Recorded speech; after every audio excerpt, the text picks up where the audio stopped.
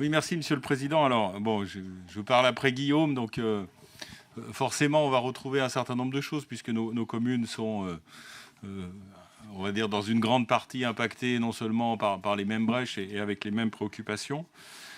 Donc, nous saluons également le travail technique qui a été réalisé par la métropole. Guillaume l'a dit, s'il n'y avait pas effectivement l'apport des services de la métropole, ça aurait été très compliqué de faire valoir un certain nombre d'arguments vis-à-vis des services de l'État.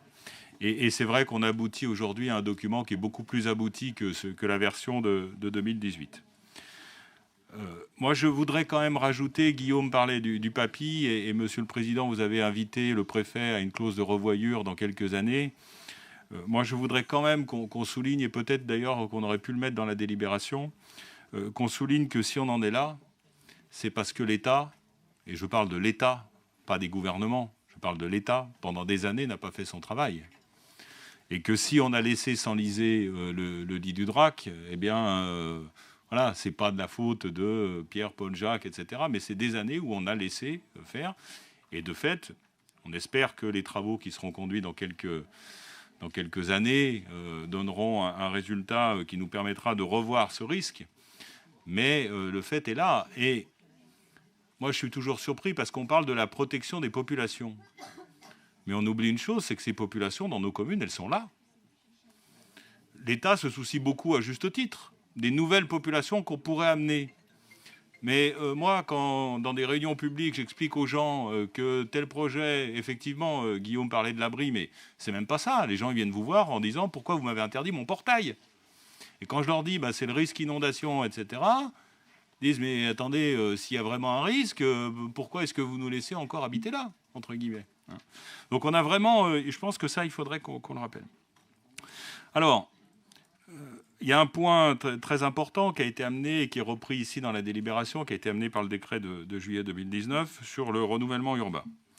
Et le renouvellement urbain, c'est effectivement, c'est ce que disait le décret, trouver un juste équilibre entre les exigences de prévention des populations et la dynamique des territoires. C'est ce qui est fait d'ailleurs, et Jean-Yves le mentionnait, sur un certain nombre de secteurs qui ont été des secteurs d'exception. Le renouvellement urbain, quand on regarde la définition et quand on discute avec l'État, tout va bien. Mais quand on commence à regarder cas par cas, et je rejoins ce que disait Guillaume, l'enjeu, c'est pas, enfin, c'est très bien de faire Porte du Vercors, de faire la presqu'île, etc. Mais concrètement, dans nos villes, on n'a pas que des Portes du Vercors et que des presqu'îles. On a parfois des petits tènements de 2 ou 3 opérations, parfois 10 joints, etc. Et là, il faut reconnaître qu'aujourd'hui, dans la discussion avec les services de l'État, on n'y est pas encore, hein, et qu'on a une approche qui est souvent une approche très très restrictive, et qui fait qu'au final, selon nous, on n'est pas en raccord avec l'objectif de protection des populations, parce que à chaque fois qu'on construit aujourd'hui, on construit mieux avec plus de protection que dans le passé. On a dans nos communes les vieux habitats, notamment nous, ce qui est très fortement impacté, c'est assez logique, c'est le premier niveau au bord du Drac, et c'est donc l'implantation historique. C'est ce qui a été construit dans les années 1900, etc. Et donc à chaque fois qu'on intervient sur ces parcelles-là, on diminue le risque factuellement, sauf que l'État nous dit oui, mais bon, alors après on rentre dans des calculs qui font que dans la théorie c'est possible, dans la pratique, quand le promoteur ou la collectivité regarde son bilan d'opération, c'est pas possible du tout. Donc on a vraiment une difficulté, et là je compte vraiment sur l'appui, nous comptons vraiment sur l'appui des services de la métropole pour que cette notion de renouvellement urbain soit pas une notion qui soit appliquée de manière trop restrictive. Voilà. Je ne parlerai pas des difficultés que ça pose aussi aux communes. Quand même, pour Fontaine, on est en train de faire le calcul. Les sorties de portage foncier non valorisées, déduction faite du fonds de minoration, c'est plus de 2 millions d'euros. Voilà, donc là, il y a un vrai souci. Et donc, ce qui veut dire que non seulement, bon, cela, à la limite, on va voir comment on va faire, mais on va les faire.